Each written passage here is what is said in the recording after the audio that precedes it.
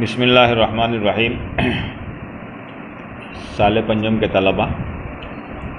نور الانوار کا سبق شروع کر رہا ہوں۔ آج کا سبق جو ہے وہ شروع ہو رہا ہے،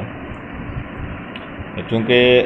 آج کے اس سبق کا تعلق جو ہے وہ کل کا جو سبق تھا اس سبق کے ساتھ ہے، تو پورا سبق کو میں دوبارہ دہرانا تو مشکل ہے۔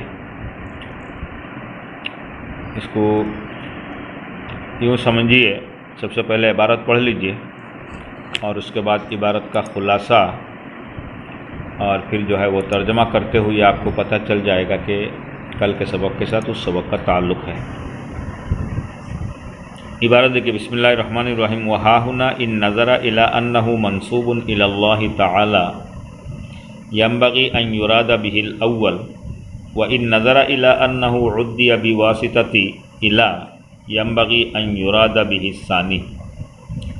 فإما أن يقدر هدانا رسله أو يقال كلمة إلى مزيدة للتأكيد والتقوية وبالجملة لا يخلو هذا عن تحمل۔ صاحب نور الانوار ملا جیون رحمۃ اللہ علیہ اس عبارت میں منار کی متن پر وارد ہونے والا جو اعتراض و جواب ہے، اس اعتراض کو اور اس کے جواب کو یہاں پر بیان فرما رہے ہیں۔ اعتراض کا حاصل اور خلاصہ جب بتاؤں گا تو آپ کو پتہ چل جائے گا کہ کل والے سبق کے ساتھ اس کا تعلق ہے۔ اعتراض یہ ہے کہ منار کی عبارت ہے الحمدللہ الذی ہدانا الی صراط المستقیم، یہ منار کی عبارت ہے۔ تو اعتراض اس طرح سے ہوگا کہ الحمدللہ الذی ہدانا الی صراط المستقیم میں لفظ ہدا جو ماضی کا صیغہ ہے، اس صیغہ کا فاعل جو ہے وہ ضمیر مستتر ہے۔ دھیان سے بات کو سنیں، دھیان سے سمجھے، بات سمجھ میں آ جائے گی، آسان بات ہے۔ ہدا کا فاعل جو ہے وہ ضمیر مستتر ہے، اور یہ ضمیر مستتر راجع ہے اللہ تعالیٰ کی طرف۔ الحمدللہ کے اندر لفظ اللہ جو ہے اس اللہ کی طرف ہدا کے ضمیر جو راجع ہے۔ اور اس سے پہلے آپ پڑھ چکے ہیں کہ ہدایت کی نسبت اگر اللہ تعالیٰ کی طرف کی جائے تو اس ہدایت سے مراد مقصد جو ہے وہ ایصال الی المطلوب ہوتا ہے، اور اس بات کو بھی بیان کر دیا جا چکا ہے کہ ہدایت اپنے مفعول ثانی کی طرف اگر الی کے واسطہ سے متعدی ہو تو اس وقت ہدایت سے مراد اراد الطریق ہے۔ پس منار کی عبارت میں ہدایت اللہ تعالیٰ کی طرف منسوب ہے۔ یہ اس بات کا تقاضا کرتا ہے کہ یہاں ہدایت سے مراد ایصال الی المطلوب ہو، اور اسی عبارت میں الحمدللہ الذی ہدانا الی صراط المستقیم، یہ ہدا جو ہے اپنے مفعول ثانی صراط مستقیم کی طرف الی کے واسطہ سے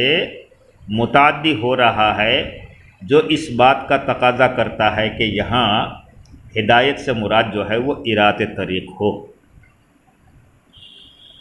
تو ہدا کی ضمیر کی نسبت منسوب اللہ تعالیٰ کی طرف کی جائے تو اس سے ایصال الی المطلوب کا معنی مراد ہوتا ہے۔ اگر ہدایت اپنے دوسرے مفعول کی طرف الی کے واسطہ سے جو ہے وہ متعدی ہو رہا ہے، اس بات کی طرف نظر کیا جائے تو معلوم ہوتا ہے کہ یہاں اس عبارت میں ہدایت سے مراد اراد الطریق ہے۔ اور ظاہر سی بات ہے کہ ایک ہی عبارت میں ایک ہی لفظ ہدایت سے بیک وقت ایک ساتھ ایصال الی المطلوب کا معنی بھی مراد لینا اور اراد طریق دونوں معنی مراد لینا یہ محال ہے، اس کی گنجائش نہیں ہے، یہ ناممکن ہے۔ یہ سوال آپ کے ذہن میں آ گیا ہوگا۔ اب اس کے جواب جو ہے شارح رحمۃ اللہ علیہ دو جواب دے رہے ہیں۔ پہلا جواب، ہدا کا فاعل جو ضمیر مستتر ہوا ضمیر مانا گیا ہے، اور پھر اس ہوا ضمیر مستتر کو راجع کیا گیا ہے، یعنی اس کو نسبت کی گئی ہے اللہ تعالیٰ کی طرف۔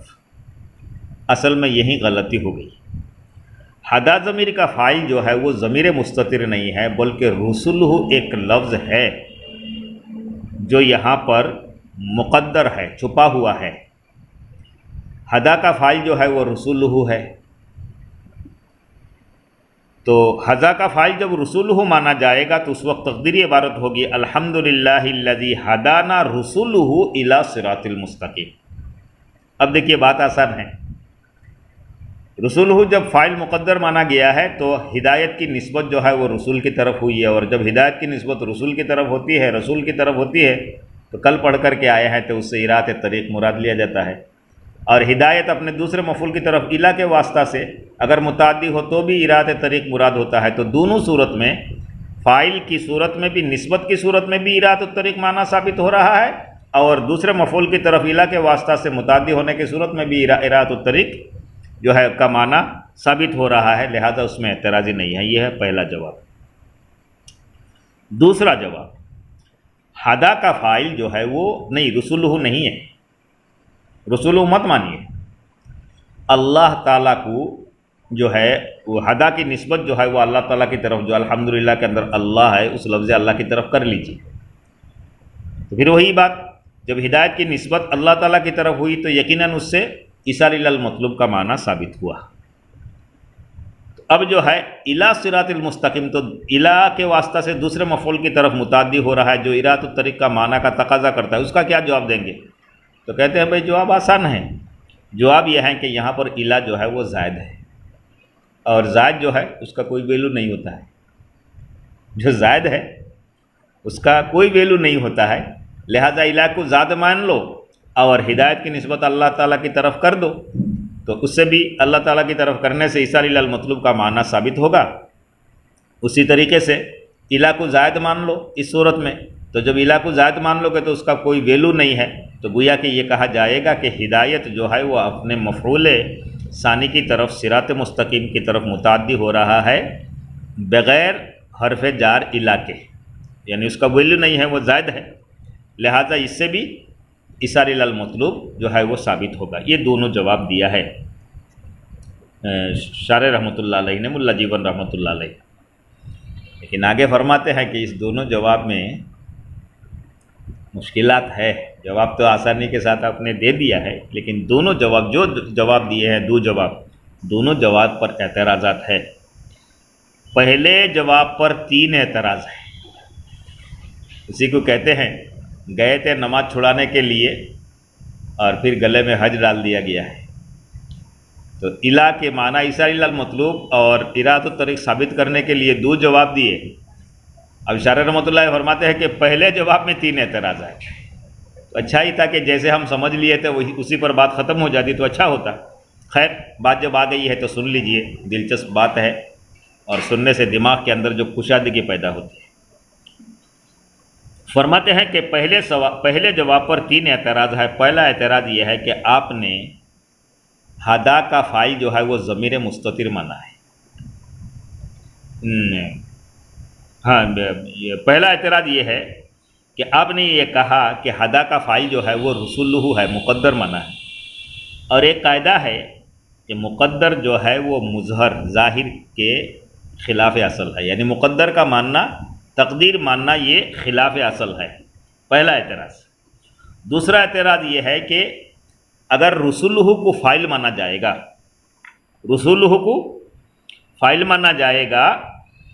تو مقدر ماننے کی صورت میں ہدایت کی نسبت جو ہے،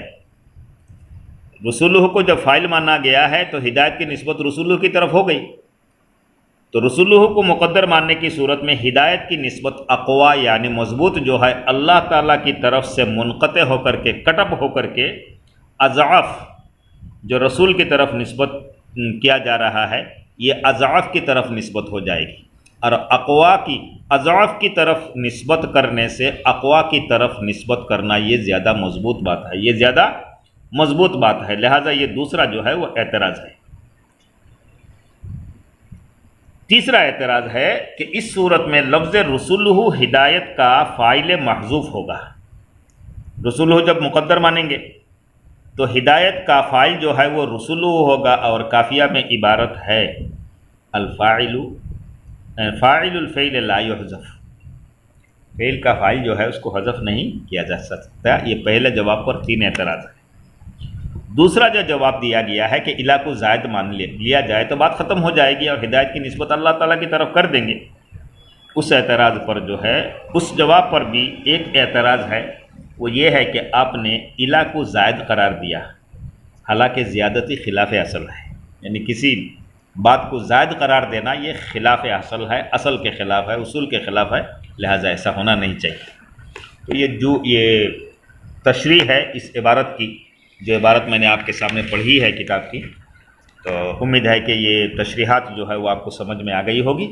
لہٰذا آپ عبارت کا ترجمہ دیکھ لیجیے۔ وہاں ہونا اور اس جگہ دیکھا جائے، ان نظر وہاں ہونا اور اس جگہ، یعنی کس جگہ؟ الحمدللہ الذی ہدانا الی صراط المستقیم، جو منار کی عبارت ہے، وہاں اگر دیکھا جائے اس بات کو کہ لفظ ہدا اللہ کی طرف منسوب ہے، وہاں ہونا ان نظر الی انہ منسوب الی اللہ تعالی، اس جگہ اگر دیکھا جائے کہ لفظ ہدا ہدایت انہ منسوب ان کے نسبت کیا گیا ہے الی اللہ تعالی، اللہ تعالیٰ کی طرف، فَيَنبَغِي أَن يُرَادَ بِهِ الْأَوَّلُ، تو مناسب ہے یہ کہ مراد لیا جائے اس سے، یعنی اللہ تعالیٰ کی طرف ہدایت کی نسبت کرتے ہوئے اس سے مراد لیا جائے اول مراد لیا جائے، یعنی اول سے مراد ہے ایصال الی المطلوب کا معنی مراد لیا جائے۔ وَإِن نَظَرَ إِلَىٰ أَنَّهُ عُدِّيَ بِوَاسِطَةِ إِلَىٰ، اور اگر اس بات کی طرف دیکھا جائے کہ یہ یعنی ہدا فعل متعدی عدیہ متعدی ہوا ہے بواسطۃ الہ کے ذریعے سے اپنے دوسرے مفعول کی طرف متعدی ہوا ہے، ینبغی ان یراد بہ الثانی، تو مناسب ہے کہ دوسرا معنی مراد لیا جائے، یعنی ارادۃ الطریق کا معنی مراد لیا جائے۔ یہاں سے جواب دیتے ہیں شارح رحمۃ اللہ، فَإِمَّا أَن يُقَدَّرَ هَدَانَا رُسُلُهُ، پس مقدر مان لیا جائے ہدانہ کا فاعل رسولہ کو، رسولہ کو مان لیں گے تو نسبت جو ہے ہدایت کی رسول کی طرف ہوگی تو ارادہ طریق کا معنی ہوگا، اور دوسرے مفعول کی طرف الہ کے واسطہ سے متعدی ہے اس سے بھی ارادہ طریق کا معنی آ رہا ہے۔ او یقالو، یہ دوسرا جواب، او یقالو کلمۃ الہ مزیدۃ للتاکید والتقویۃ، کہ الہ جو ہے وہ زائد ہے، یا تو کہا جائے کہ کلمہ یعنی الہ کا لفظ مزیدۃ زائد ہے